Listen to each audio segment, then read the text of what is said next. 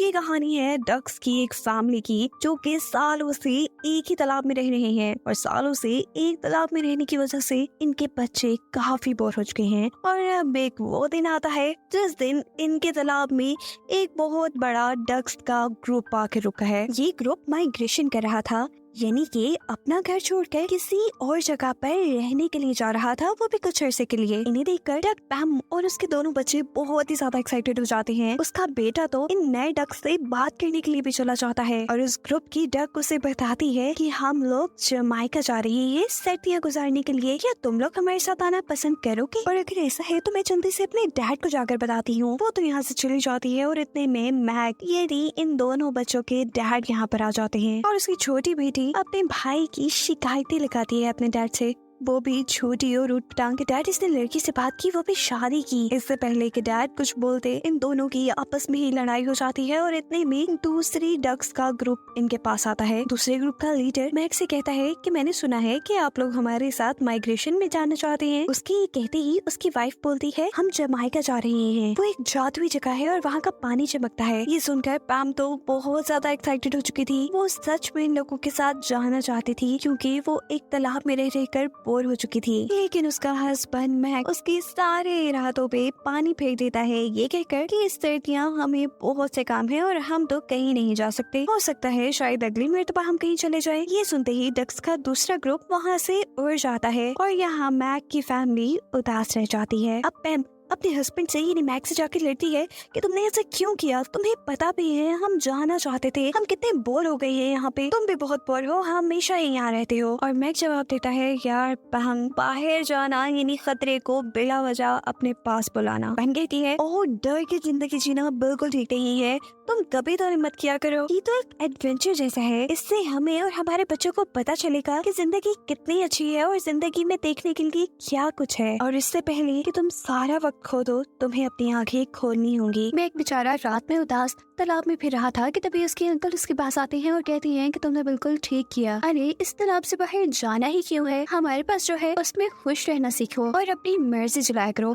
देखो मुझे आज मैं कितना खुश हूँ क्योंकि मैं अपनी मर्जी चलाता हूँ और अकेले रहता हूँ। उन्होंने तो ये बात मैग को इम्प्रेस करने के लिए की थी, लेकिन मैग जैसे ही इस बात का एहसास करता है कि अगर उसने अपनी फैमिली की बात नहीं मानी तो वो अकेला रह जाएगा, तो वो काफी ज्यादा डर चुका था। उसे अकेले रहना बिल्कुल पसंद नहीं था। वो जल्दी से अपनी फैमिली के पास जाता है और सबको जगा के बहुत ही एक्साइटमेंट से बताता है कि अब हम भी माइग्रेशन के लिए जा रहे हैं। और ये चीज सुन के उसकी पूरी ही फैमिली बहुत खुश हो चुकी थी। मैग की बेटी मैग के अंकल को भी कहती है कि प्लीज आप हमारे साथ चले ना, और बहुत मनाने के बाद वो भी आखिर उनके साथ माइग्रेशन करने के लिए मान जाते हैं, जो अभी कुछ देर पहले मैग को भी माइग्रेशन करने से मना कर रहे थे। जिसके बाद आखिरकार इनकी फैमिली भी एक अच्छे से माइग्रेशन ट्रिप के लिए निकल जाती है। ये जिंदगी में पहली मर्तबा था कि ये लोग अपने घर यानी उस तालाब को छोड़ के आसमान की बुलंदियों पे थे। ये एक्सपीरियंस सबको ही बहुत अच्छा लग रहा था। अभी ये सब वो ज्यादा एंजॉय कर पाते हैं, अचानक मौसम बहुत ज्यादा खराब हो जाता है, रात हो जाती है और काली आंधी आ जाती है, जिसकी वजह से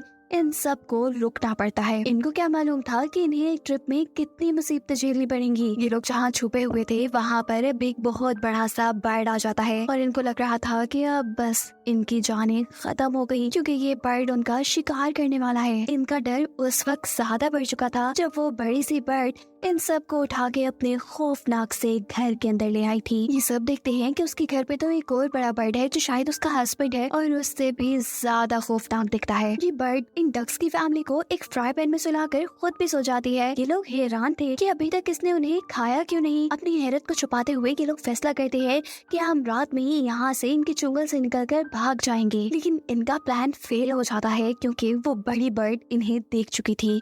वो बड़ी बर्ड उनसे कहती है वापस अपनी जगह पे चले जाओ क्योंकि रात में यहाँ पर शिकार करने के लिए बहुत से जानवर आते हैं। अभी उसने ये बात की थी कि नीचे पानी के अंदर से एक बहुत बड़ी पुराना फिश मैग और पैम के दोनों बच्चों को निगल लेती है। शुक्र ये था कि पूरी तरह इन दोनों डक्स को उस फिश ने पेट के अंदर नहीं किया था, इसीलिए बड़ी बर्ड के मजा चुखाते ही फिश उन दोनों डक्स को मुंह से बाहर निकाल देती है और ऐसे बड़ी बर्ड की वजह से इन दोनों डक्स की जान बच चुकी है।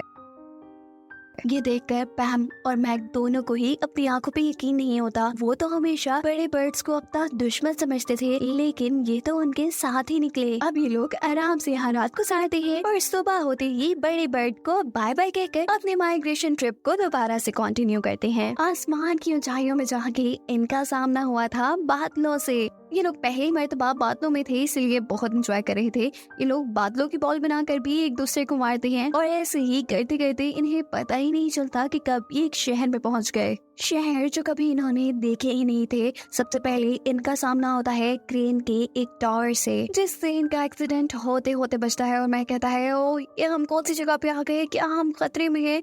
अभी आगे बढ़ते हैं तो यहाँ पे उन्हें बड़ी बड़ी बिल्डिंग्स दिखाई देती, जिन्हें देखकर ये कंफ्यूज हो जाते हैं और अपना बैलेंस खोते हुए नीचे गिर जाते हैं। नीचे थी बहुत सी ट्रैफिक जो पहले इन्होंने कभी नहीं देखी थी और बहुत ही मुश्किलों के बाद मैक की पूरी फैमिली इस ट्रैफिक से बच पाती है। अपने जान बचाने की सारी भागम दौड़ी में इनको एहसास ही नहीं होता कि मैक के अंकल तो ट्रेन के टावर के अंदर ही फंसे रह गए और अब उड़कर इनसे काफी दूर हो चुके हैं। ये पूरी फैमिली अब अंकल को ढूंढने के लिए निकल जाती है, जबकि दिखाया जाता है कि अंकल एक कबूतर के पास बैठे हुए हैं। अंकल की हिम्मत तो चेक करी, वो एक कबूतर के इलाके में कबूतर का सैंडविच चुरा चुके थे और उन्हें अपना सैंडविच खाता देखकर सारे के सारे कबूतर उनके ऊपर हमला कर देते हैं। ऐसे में अंकल बहुत ज्यादा चिल्लाते हैं और अंकल की चीखने चिल्लाने की आवाजों की वजह से मैक की पूरी फैमिली उन तक पहुंच जाती है। अपने अंकल को बचाने के चक्कर में मैक ही उन कबूतरों से लड़ पड़ता है। मैक ने तो इन लोगों को गाली भी दे दी थी और उसके ऐसा कहते ही यहाँ पे इन कबूतरों का सरदार आ जाता है और कुछ कबूतर मैक को उठा के उसके सामने ले आते हैं। ये देखने में काफी खौफनाक था। वो मैक से कहता है कि तुम हमारे ही इलाके में आके हमारा ही खाना खा के हमारी ही बेइज्जती कैसे कर सकते हो। मैक को यानी अपने हस्बैंड को मुश्किल में देख के तब मैम आगे आती है और कबूतरों से बात करते हुए कहती है कि यार एक सैंडविच की ही तो बात है, हम इसके लिए लड़ क्यों रहे हैं, हम इसे आधा आधा भी तो बांट सकते हैं। उसका ये आइडिया कबूतरों के सरदार को काफी पसंद आया था और इसी आइडिया की वजह से उसे पैम भी अच्छी लगी थी। वो पैम से कहता है कि अगर तुम्हें कुछ भी चाहिए हो, कोई भी मदद चाहिए हो तो तुम मुझसे राब्ता कर सकती हो। पैम मौके का फायदा उठाते हुए कबूतर से पूछती है कि हम खो गए हैं, हमें जमाइका जाना था, क्या आप इसमें हमारी मदद कर सकते हैं? वो कहता है हाँ, मैं एक ऐसे परिंदे को जानता हूँ जो तुम्हें जमाइका का रास्ता बता सकता है। और फिर वो मैक की फैमिली को लेके सड़क तक पहुँचता है। सारी फैमिली ये सड़क पार करने से डर रही थी, लेकिन कबूतर कहता है अरे डरो नहीं। और उसकी ऐसा कहते ही वो खुद ही 2-3 मर्तबा बस या बाइक से टकरा जाता है, जिससे सबको ये तो पता चल गया था कि ये शहर बहुत खतरनाक है। अब ये लोग पिछले रोड से ही उड़ान भर लेते हैं, यानी हवा में उड़ने लग जाते हैं और पहुंचते हैं एक बड़ी सी बिल्डिंग के सामने। ये लोग बहुत से खुफिया रास्तों से गुजरते हुए एक होटल के अंदर एक तोते से मिलने के लिए आए हैं। ये कबूतर मैक की फैमिली को बताता है कि ये तोता जमाइका में ही पैदा हुआ और वहाँ ही बड़ा हुआ, लेकिन इस बेचारे की बुरी किस्मत के इसे एक शेफ ने पकड़ लिया और तब से आज तक वो इस पिंजरे में कैद है। ये तोता डक की फैमिली को वहाँ का रास्ता तो बता देता है, लेकिन अब ये बहुत ज्यादा उदास है। वो बताता है कि मैं भी जमाइका जाना चाहता हूँ, अपने माँ बाप से मिलना चाहता हूँ, मुझे उनकी बहुत याद आती है। और यहाँ से जाती हुई मैक की फैमिली में उसका बेटा उससे कहता है कि डैड हम इसको यहाँ छोड़कर नहीं जा सकते, ये तोता बहुत अच्छा है और ये जिस पिंजरे में है वो पिंजरा बहुत बुरा है। मैक का बेटा कहता है हम इसकी मदद कर सकते हैं, हम चाबी ढूंढ सकते हैं, लेकिन तोता कहता है कि नहीं ऐसा नहीं हो सकता, वो चाबी हमेशा शेफ अपने पास रखता है और अगर उसने तुम्हें पकड़ लिया तो वो तुम्हें पका डालेगा, क्योंकि वो एक शेफ है और बत्तखों को ही पकाता है। मैक का बेटा कहता है तुम सब परेशान नहीं हो, मैं ये कर लूंगा। लेकिन मैक तो डैड था, वो कहता है तुम रुको मैं जाऊंगा। बड़ा हीरो बन के वो यहाँ से निकला तो था, लेकिन जैसे ही उसने शेफ को देखा था तो उसके अंदर की सारी हवा निकल चुकी थी, क्योंकि शेफ दिखने में ही बहुत पावरफुल और बहुत डरावना लग रहा था। उसे देखते देखते ही मैक को चाबी भी दिख जाती है और आहिस्ता आहिस्ता वो चाबी की तरफ बढ़ने लगता है। वो देखता है कि पैम भी उसकी मदद के लिए पीछे पीछे यहाँ आ चुकी थी और ये दोनों ही फ्रूट्स और वेजिटेबल्स के अंदर छुपे हुए थे, यानी इन्होंने अपना फेस बदला हुआ था और अब ये चाबी को लेने की कोशिशों में थे। ये चाबी एक कोट के अंदर थी और जैसे ही वो लोग इस चाबी को कोट की पॉकेट से निकालते हैं तो गलती से उनसे आग बुझाने वाला सिलेंडर फट जाता है और उस सिलेंडर के फटने की वजह से शेफ का पूरा किचन किचन तबाह हो चुका था और इससे भी ज्यादा बुरा ये हुआ था कि इन दोनों के कपड़े भी उतर चुके थे जो सब्जियों से इन्होंने बनाए थे और इन दोनों को अब शेफ ने भी देख लिया था और शेफ अब इन दोनों को पकड़ने के लिए उनके पीछे भागता है और जैसे तैसे करके ये लोग पिंजरे के पास पहुंच जाते हैं। अपनी मंजिल तक पहुंचने के बाद बुरा ये होने वाला था कि महक के हाथ से चाबी छूट चुकी थी, लेकिन किस्मत शायद आज उस तोते का साथ दे रही थी क्योंकि तोता जल्दी से हाथ बढ़ाकर उस चाबी को कैच कर लेता है। वो अब पिंजरा खोल के उससे बाहर भी आ चुका था आजाद होकर। तो इस तोते की खुशी का कोई ठिकाना ही नहीं रहा था। वो महक को सबसे बहादुर बतख कहता है और यहाँ जो कबूतर उनके साथ था वो भी महक को एक अच्छा परिंदा कहता है। और इसके बाद महक की फैमिली और वो तोता उस कबूतर को बाय बाय कहकर यहाँ से जमाइका के लिए उड़ जाते हैं। उड़ते हुए ये सब बहुत ही ज्यादा खुश थे, लेकिन तभी यहाँ पर महक की बेटी को वॉशरूम जाने की जरूरत पड़ जाती है। उसकी मॉम कहती हैं यार ये काम तो तुम हवा में भी कर सकती हो, लेकिन जब वो ये नहीं मानती तो उन सबको रुकना पड़ता है। वो छोटी डक अपना काम पूरा करने के लिए घास के अंदर चली जाती है और वहाँ जाके वो जोर से चिल्लाती है क्योंकि उसे लग रहा था कि वहाँ कोई उसे देख रहा है। उसके चिल्लाने पे उसकी पूरी फैमिली उसके पास आती है और वहाँ से वो लोग कुछ चीजें उठाकर देखते हैं तो उन्हें पता चलता है कोई उन्हें नहीं देख रहा था बल्कि वहाँ तो एक डक बनी हुई थी और ये एक दरवाजा था। वो जैसे ही इस दरवाजे को खोल के इसके अंदर जाते हैं तो इन्हें वहाँ पे बहुत सी सफेद कलर की डक्स मिलती हैं, बहुत ही खूबसूरत, जो यहाँ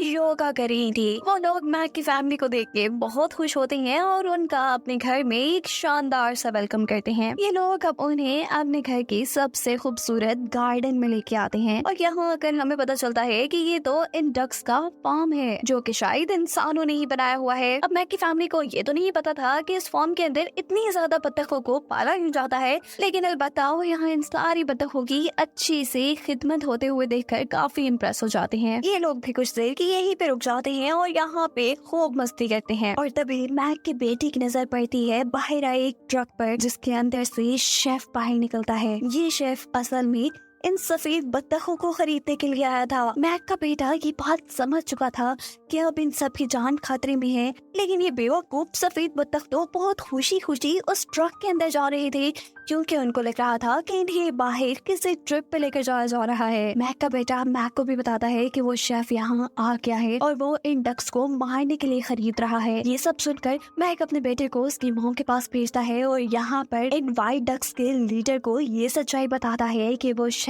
कैसे इन बत्तखों को काट कर पका देता है। मैक ने जहाँ अपने बेटे को उसकी मॉम के पास जाने को कहा था तो वो अपनी मॉम के पास जाने की बजाय जाता है सारी वाइट डक्स के पास और उन्हें भी ये सच्चाई बताता है कि शेफ कैसे उन्हें खरीद कर काट कर होटल के लोगों के लिए पका डालेगा। और ऐसा करते हुए उसे देख लेता है शेफ उसके दोनों पैरों पे पाँव रख देता है और अपनी जान बचाने के लिए ये डक अपने पैरों को गवाते हुए वहाँ से भाग जाता है। अपने बेटे को ऐसी बुरी हालत में देखकर मैक उस शेफ के ऊपर हमला कर देता है और साथ में ही सारी वाइट डक्स को वहाँ से भागने का एक मौका दे देता है। मौका रहते ही मैक अब अपने बेटे को भी अपनी पीठ पे बिठाकर वहाँ से उड़ जाता है और ऐसे उन दोनों के साथ साथ यहाँ पर मौजूद सारी ही वाइट डक्स की जान बच जाती है। अपने हाथ से इतने सारे डक्स के चले जाने पे ये शेफ बहुत ही ज्यादा गुस्सा था और उसके अंदर अब बदले की आग जल रही थी। और दूसरी तरफ अब ये सारे डक एक जगह पर आराम करने के लिए रुके थे और यहाँ पर मैक अपने बेटे को डांटना शुरू कर देता है कि आखिर तुम मेरी बात क्यों नहीं मानते हो। उनकी ये बातें तो चलती ही रहनी थी। अलबत्ता यहाँ पे बाकी सारे डक्स सो जाते हैं और रात में हम देखते हैं कि वो शेफ इन सबको एक हेलीकॉप्टर के जरिए ढूंढ रहा है।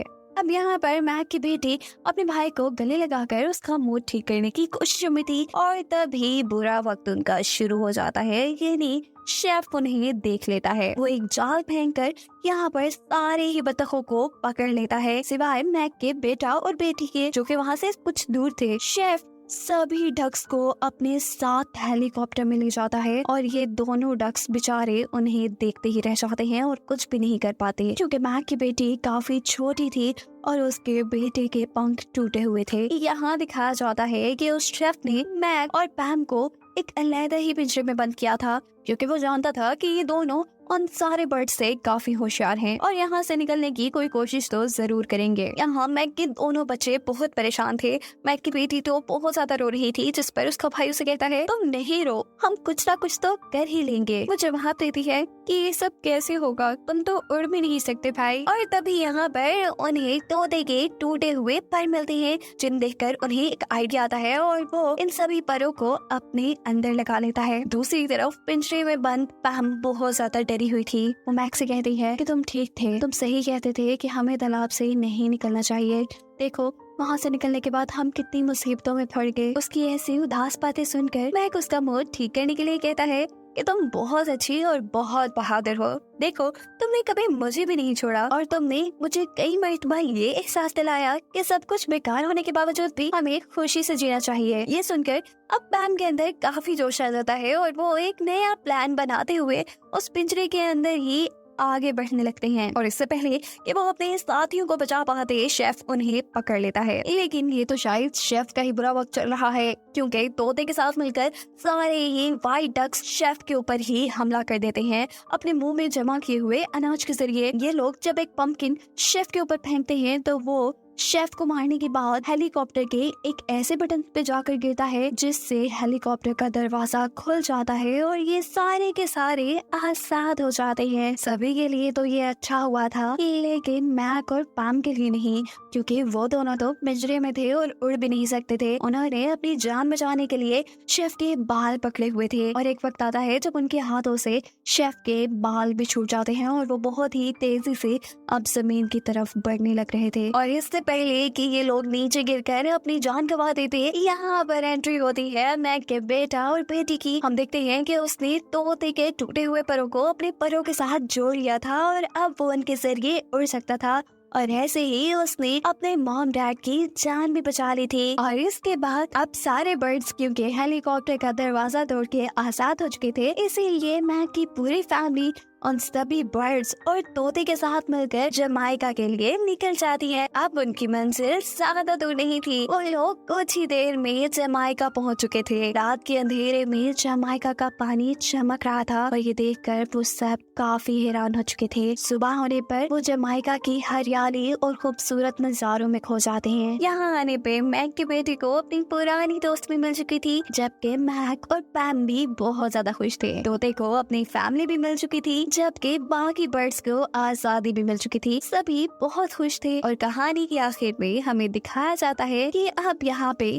बहुत से पेंगुइन्स थे जिन्हें साउथ पोल जाना था और इन्हें अब साउथ पोल का रास्ता और कोई नहीं बल्कि मैक ही दिखाने वाला था, जिसे दिखाते हुए ये कहानी यहाँ खत्म हो जाती है।